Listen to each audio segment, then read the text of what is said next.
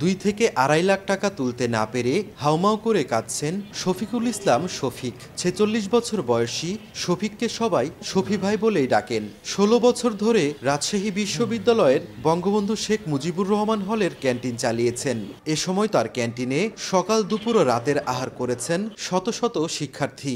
আর্থিক সমস্যার কারণে তার ক্যান্টিনে বছরের পর বছর ধরে বাকি খেয়ে টাকার অঙ্ক খাতায় লিখে রাখতেন শিক্ষার্থীরা। এক এক করে খাতার সংখ্যা বেড়ে দাঁড়ায় 15টি, আর বাকি পড়ে 20 থেকে 25 লাখ টাকা। বারবার বাকির টাকা চেয়েও না পাওয়ায় 2016 সালে 10টি খাতা পুড়িয়ে ফেলেছেন তিনি।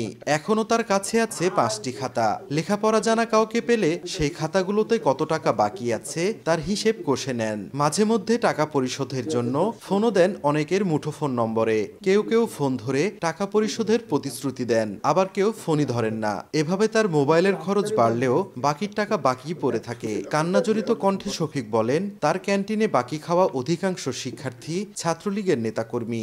আমার কান্নার কথা শুনে কেউ শুনে তুমি শফিক কাঁদছে। শফিক তো কান্নার লোক না, এই লোকটা তো হাসার লোক। মানুষ কান্না হাসায় দেয়, সেই মানুষটা কাঁদছে।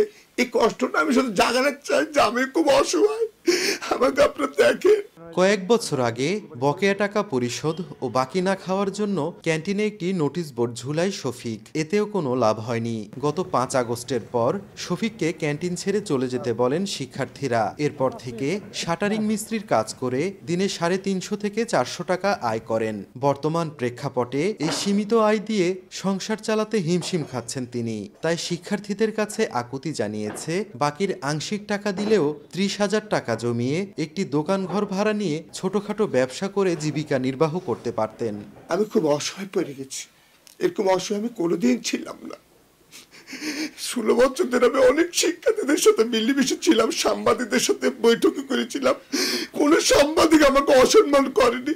ওদের শিক্ষার্থীর ভিতরে যে এত অসম্মান আমাকে করেছে, এই অসম্মানটা আমার মধ্যে মরে যায়। আমি খেতে পাচ্ছি না, খাবার পাচ্ছি না, অভাব, টাকা পয়সা নাই, ব্যাংক ব্যালেন্স নাই, কোথাও কিছু নেই। আমার সব স্টুডেন্টকে আমি দিয়ে দিয়েছি। রাজশাহী মহানগরীর মির্জাপুর এলাকায় স্ত্রী ও 2 ছেলেকে নিয়ে এক রুমের একটি খুপরি বাড়িতে থাকেন শফিক। কুমিল্লার লাকসাম উপজেলা থেকে 1978 সালে মা বাবার সঙ্গে রাজশাহীতে আসেন তিনি। বাবা শহীদ শামসুজ্জোহা হলের কর্মচারী ছিলেন। ছোটবেলা থেকে বিশ্ববিদ্যালয়ের বিভিন্ন ডাইনিং ও ক্যান্টিনে কাজ করতেন শফিক। তবে 2008 সাল থেকে তিনি বঙ্গবন্ধু শেখ মুজিবুর রহমান হলের ক্যান্টিন পরিচালনার দায়িত্ব নেন।